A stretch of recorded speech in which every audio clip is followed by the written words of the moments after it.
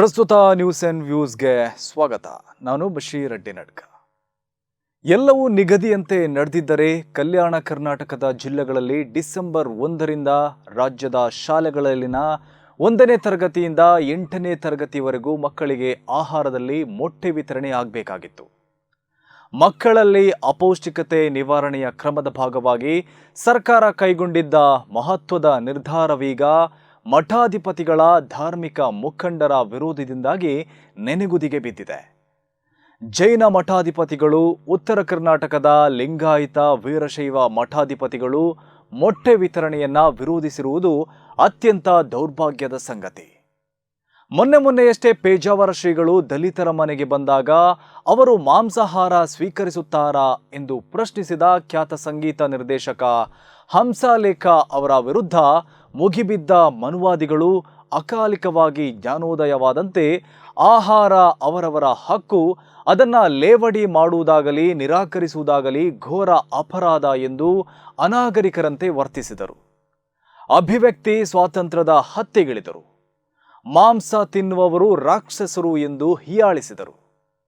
ಆಹಾರ ಅವರವರ ಹಕ್ಕು ಎಂಬುದನ್ನು ಬಹುಜನ ಭಾರತ ಹಿಂದಿನಿಂದಲೂ ಹೇಳುತ್ತಾ ಬಂದಿದೆ. ತಿನ್ನುವ ಅನ್ನ ಯಾವ ಜಾತಿ ಧರ್ಮಕ್ಕೂ ಸೇರಿದ್ದಲ್ಲ, ಅದು ಮನುಷ್ಯರಿಗೆ ಮಾತ್ರ ಸೇರಿದ್ದು ಎಂಬ ಮಾತುಗಳನ್ನು ಕೇಳಿಸಿಕೊಳ್ಳಲಿಲ್ಲ. ಸಸ್ಯಾಹಾರ ಮಾಂಸಾಹಾರ ಎಂಬ ವಿಭಜನೆಯೊಂದಿಗೆ ಆಹಾರವನ್ನ ಜಾತಿ ಧರ್ಮಗಳ ಅಂಗಳಕ್ಕೆ ಎಳೆದು ತಂದು ಜನರನ್ನ ವಿಭಜಿಸುತ್ತಾ ಬಂದ ಸನಾತನ ಶಕ್ತಿ ವ್ಯಕ್ತಿಗಳು ತನಗೊಂದು ಬಟ್ಟೆ ಶಾಸ್ತ್ರಕ್ಕೊಂದು ಬಟ್ಟೆ ಎಂಬ ಕಪಟತನವನ್ನ ಮತ್ತೆ ಜಗಜ್ಜಾಹಿರು ಮಾಡಿಕೊಂಡಿವೆ. ವೈದಿಕ ಮಠಾಧಿಪತಿಗಳಿರಲಿ, ಸಮಾಜದ ನಿರ್ಮಾಣದ ಆಶಯ ಧರ್ಮವೇ ಆಗಿರುವ ಶರಣ ಪರಂಪರೆಯ ಲಿಂಗಾಯತ ಮಠಾಧಿಪತಿಗಳು ಮೊಟ್ಟೆ ವಿತರಣೆಯನ್ನ ವಿರೋಧಿಸುವ ಮೂಲಕ ಆಹಾರದ ಹಕ್ಕನ್ನು ಕಸಿಯಲು ಹೊರಟಿರುವುದು ಅತ್ಯಂತ ವಿಪರ್ಯಾಸ. ಆಹಾರ ಆಯಾ ವ್ಯಕ್ತಿಗಳ ಬದುಕಿಗೆ ಸಂಬಂಧಪಟ್ಟಿದ್ದು. ಬಹುತ್ವ ಭಾರತದ ವೈವಿಧ್ಯತೆ ಅಡಗಿರುವುದೇ ಭಿನ್ನ ಭಿನ್ನ ಸಂಸ್ಕೃತಿ, ಭಾಷೆ, ಆಹಾರ, ಉಡುಗೆ ತೊಡುಗೆಯಿಂದಾಗಿದೆ.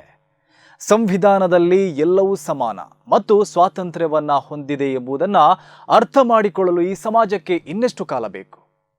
ವಾಸ್ತವವಾಗಿ ಶಾಲೆಗಳಲ್ಲಿ ಮಕ್ಕಳಿಗೆ ಮೊಟ್ಟೆ ವಿತರಿಸುವ ಉದ್ದೇಶದ ಹಿಂದೆ ಮಕ್ಕಳನ್ನ ಕಾಡುತ್ತಿರುವ ಅಪೌಷ್ಟಿಕತೆಯನ್ನ ನಿವಾರಿಸುವ ಆರೋಗ್ಯದ ಕ್ರಮವಾಗಿದೆ.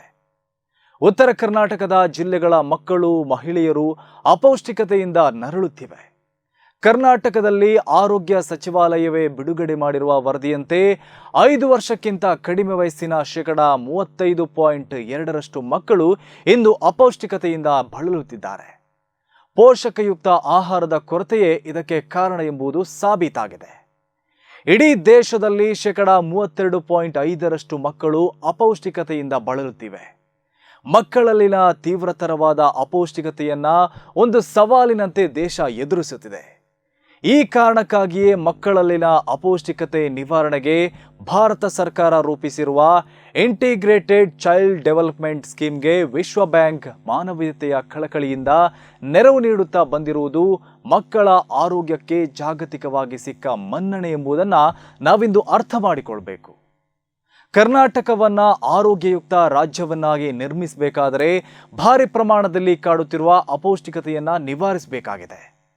ಕಡು ಬಡವ ಮತ್ತು ಬಡ ಮಧ್ಯಮ ವರ್ಗಗಳನ್ನು ಕಾಡುತ್ತಿರುವ ಅಪೌಷ್ಟಿಕತೆಯನ್ನ ನಿವಾರಿಸಲು ಪ್ರೋಟೀನ್ ಯುಕ್ತ ಆಹಾರ ಈ ಕುಟುಂಬಗಳಿಗೆ ದಕ್ಕುವಂತೆ ನೋಡಿಕೊಳ್ಳಬೇಕಾಗಿದೆ.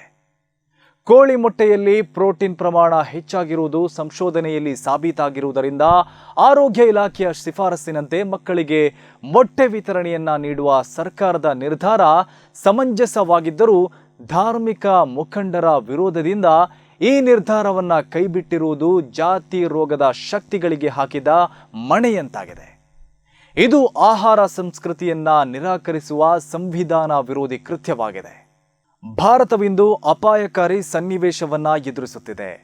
ಸಂವಿಧಾನದ ಮೌಲ್ಯಗಳು, ನಿರ್ದೇಶಕ ತತ್ವಗಳಡಿ ನಡೆಯಬೇಕಿದ್ದ ದೇಶದ ಪ್ರಜಾತಂತ್ರ ಆಡಳಿತ ಧರ್ಮ ಜಾತಿಗಳ ಕಪಿಮುಷ್ಟಿಗೆ ಸಿಲುಕಿ ಮಿಸುಕಾಡುತ್ತಿದೆ. ಮಾನವತೆ ಸಮಾನತೆಯ ಮಹಾನ್ ವೈಚಾರಿಕ ಮಾರ್ಗವನ್ನ ಕಟ್ಟಿಕೊಟ್ಟ ಬಸವಾದಿ ಶರಣ ಕುಲದವರೆನಿಸಿಕೊಂಡವರು ಕೂಡ ನವಬ್ರಾಹ್ಮಣ್ಯವನ್ನ ಹೊದ್ದು ಮೆರವಣಿಗೆ ಹೊರಟಿರುವುದು ಬಸವ ತತ್ವಕ್ಕೆ ಕೂಡಲ ಸಂಘನಿಗೆ ಎಸಗಿದ ಘೋರ ಅಪಚಾರ.